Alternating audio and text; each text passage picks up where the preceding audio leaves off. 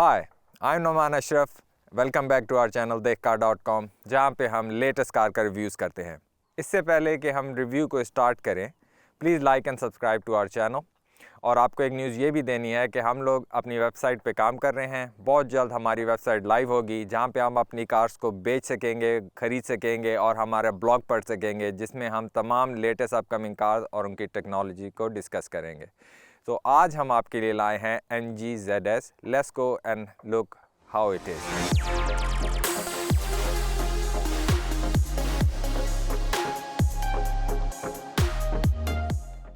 तो ये है MG ZS। It got a very sleek and sporty design, but मेरे ख्याल में जब आप इसको देखते हैं तो it's like angry like this all the time, but it is very good looking generally speaking.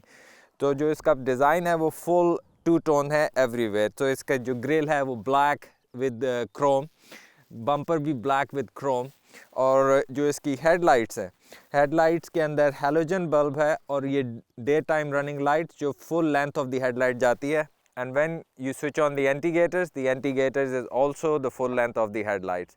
But it's a very good looking and sleek car, and I really think that with the headlight it looks amazing. Moving to the side of the car, अब हम देखते हैं जो इसका side mirror है, इसमें integrator integrated है। जो इसकी रूफ़ है वो स्लोपिंग रूफ़ है जो पीछे आती है लाइक अ कूप। इसके जो डोर हैंडल है वेरी नाइसली इंटीग्रेटेड, इसमें टू टोन है। जो डोर हैंडल का टॉप है वो क्रोम है और उसके साथ रेड कलर। जो इसकी साइड सिल है वो भी टू टोन है, ब्लैक के साथ क्रोम। और जो इसकी व्हील आर्च है उसमें भी टू टोन्स आप देख सकते हैं। तो जो होल कार है वो फुली टू टोन है। और जो इसका व्हील है वो 17 इंच व्हील्स के साथ ही आती है, two tone diamond cut wheel as well, alloy rim. So side is very smart I believe. Let's have a look in the back. जो इसकी बैक लाइट्स हैं वो 3D डिज़ाइन है और एक नहायत ही गुड लुकिंग कोहिसिव डिज़ाइन देती है। इसके अंदर ड्यूल एग्जॉस्ट सिस्टम डिज़ाइन दिया हुआ है, लेकिन आप सबको दिखाई तो दे ही रहा होगा कि इसके अंदर एक खाली सिंगल एग्जॉस्ट है। जो इसका बैक डिफ्यूज़र है वो dual design, again Chrome and black. Basically the full profile of the car is dual color design, so it's chrome and black with the normal color of the car. Let's check the boot space. जो इसके boot के अंदर space है वो ऊपर से खाली एक बड़े बैग रखने की जगह है। असल में इसके व्हील आर्चेस जो है वो बोथ साइड्स पे आ रहे हैं और उनके साथ जो है वो आप अपनी बॉटल्स वगैरह रख सकते हैं। इसके अंदर जो स्पेयर व्हील है वो भी अच्छी खासी डीप जगह है, जहाँ पे स्पेयर व्हील तो है नहीं, लेकिन आप एक्स्ट्रा स्पेयर व्हील लेके रख सकते हैं, या अगर अपना चाहें तो आप अपनी जो ट्रैवलिंग के दूसरी चीज़ें हैं वो भी उसमें रखी जा सकती हैं। Let's check out the back seat and how is the space for the passengers in this car. The back door open wide and nice. तो जब हम इसमें बैठेंगे तो बेसिकली जो इसकी सीट है वो मेरे हिसाब से सेट है, लेकिन आप देख सकते हैं कि अच्छा खासा इसमें जो है वो गैप है। और जो इसकी सीट का बॉटम है उसमें जो है आप फीट को अंदर ऐसे रख सकते हैं। तो लॉन्ग ट्रैवल के लिए ये कंफर्टेबल है। लेकिन इसके अंदर आप देख रहे हैं कि मैं बैठा हुआ हूँ, तो जो मैं हूँ पूरी हाफ़ सीट जो है वो ले रहा हूँ। तो 3 अडल्ट बिठाना जो है वो थोड़े डिफ़िकल्ट हो जाएंगे। और उसमें ये बूट लिप भी है इसके अंदर जो है वो इस लिप की वजह से मैं जो इसकी सेंटर सीट है उसमें मेरे जो नीज़ हैं वो एक लेफ़्ट और राइट, ये देख सकते हैं कि जगह जो है वो काफ़ी कम है। तो 3 बड़े बंदे पीछे कंफर्टेबल नहीं रहेंगे, 2 बंदों के लिए बात बेहतर रहेगी। उसके अलावा इसके अंदर यहाँ पे वेंट्स नहीं है, लेकिन USB चार्जर हैं। जो आपके पैसेंजर हैं वो USB चार्जर जो है वो देख सकते हैं। इसके अंदर आइसोफिक्स भी मौजूद है।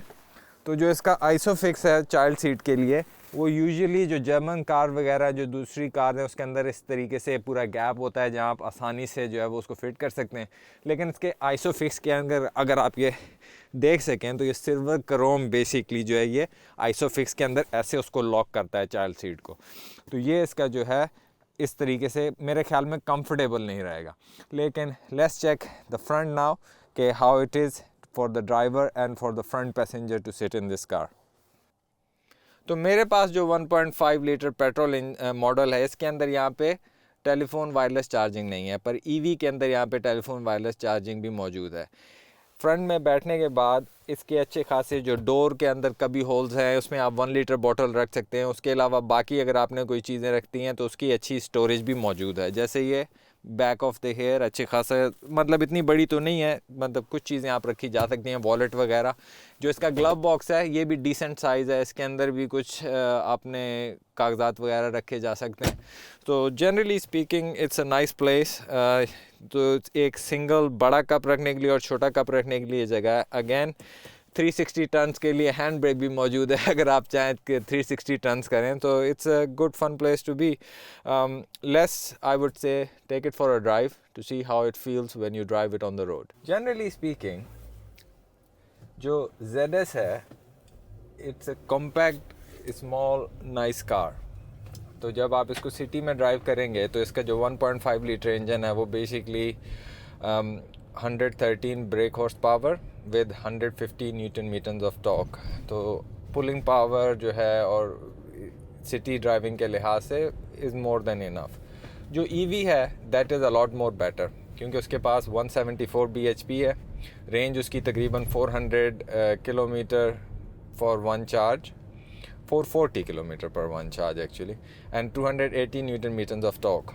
तो वो जो है वो थोड़ा बेटर फील करता है जब आप उसको ड्राइव करते हैं। ये जो है सिटी ड्राइविंग के लिए इज़ एब्सोल्युटली फ़ाइन। छोटे साइज़ होने की वजह से इज़ ईजियर टू पार्क, तो आप इसको मतलब हैवी ट्रैफिक में भी जाएं तो उसमें भी इतनी जो कॉम्पैक्ट होने की वजह से इतनी मुश्किल नहीं होती, आराम से आप उसको जो है नेविगेट कर लें थ्रू ट्रैफिक से, नो प्रॉब्लम एट ऑल।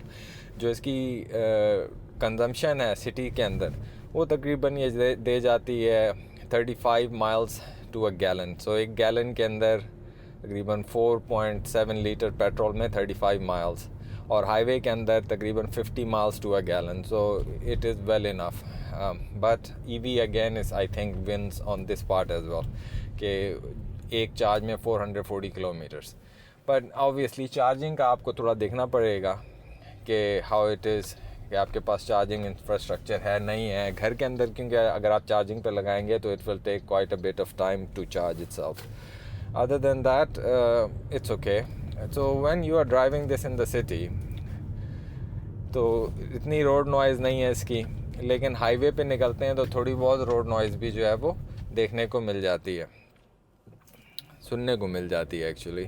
तो जब आप इसको चलाना शुरू करें तो एक गॉट 1.5 लीटर पेट्रोल इंजन जो मैं गाड़ी चला रहा हूँ, 113 brake horse power and 150 newton metres of torque. जो इसकी EV है ZS EV, उसके अंदर 174 brake horse power and 280 newton metres of torque. तो वो थोड़ी ज़्यादा पंची और ज़्यादा रिस्पॉन्सिव है पेट्रोल इंजन के बजाय। जो इसका UK मार्केट और सम मार्केट्स के अंदर जो है वो इसका एक 1 लीटर टर्बो चार्ज इंजन भी आता है जो 1.5 लीटर से ज़्यादा पावरफुल। तो ये मुझे बात समझ नहीं है, छोटे engine turbo charge more powerful then 1.5 litre, तो मैं 1.5 लीटर जो है वो क्यों ख़रीदूँ, क्योंकि इसकी कंजम्पशन भी बेहतर नहीं है, 1 लीटर की कंजम्पशन भी इससे ज़्यादा अच्छी है। लेकिन ये जो 1.5 लीटर है ये तकरीबन 35 माइल्स टू अ गैलन दे जाती है। गैलन में 4.7 लीटर पेट्रोल है, तो 4.7 लीटर पेट्रोल में सिटी के अंदर ये आपको 35 माइल दे जाएगी, और हाईवे के अंदर ये तकरीबन 50 माइल्स टू अ गैलन दे जाएगी, which is good considering it's space what is providing you, comfort what it's providing you, options वगैरह जो आप इसको आप मिलते हैं, तो इट इज़ वेरी गुड। लेकिन जो EV है, EV is a lot better than this. EV एक चार्ज में 440 किलोमीटर दे जाएगी, तो that is more preferable than what you getting from the petrol. और उसकी जाहिर सी बात है ब्रेक हॉर्स पावर भी अच्छी है, तो जब आप उसको प्रेस करते हैं तो ज़्यादा रिस्पॉन्सिव है। लेकिन सिटी ड्राइविंग के लिए this is alright, 113 brake horse power is more than enough I believe for the city driving. छोटी गाड़ी है तो पार्किंग में भी आसानी होती है, ट्रैफिक के अंदर भी ठीक रहती है, आप इसको आराम से जो है ट्रैफिक के अंदर मनूवरेबिलिटी उसकी जो है वो कर सकते हैं, क्योंकि इसके अंदर जो इसकी ऑल राउंड व्यू है इट इज़ क्वाइट नाइस, और जो काफ़ी ओपन है, कोई इसकी रिस्ट्रिक्शन नहीं है। जो इसके ए पैनल्स इधर हैं ये भी इतने ज़्यादा वाइड नहीं है कि आपको जो ये डिस्ट्रैक्ट करें। इसकी जो स्क्रीन है सेंटर कंसोल या front screen it is quite nice crisp, तो उसके अंदर काफ़ी आपको इन्फॉर्मेशन मिलती है। जो पेट्रोल आपके पास होगा, हो सकता है उसके अंदर जो है वो एनालॉग डायल्स हों, वो डिपेंड करता है कि आपके पास कौन सी अवेलेबल है। लेकिन एक प्रॉब्लम मुझे जो है वो दिखाई दे रही है, इसके अंदर एक स्क्रीन है सेंटर के अंदर। अब वो सेंटर स्क्रीन के अंदर लिख रहा है कि मैं 18 माइल पर आवर जा रहा हूँ, 35 माइल पर आवर मेरी जो है वो कंजम्पशन वगैरह सब दिखा रहा है।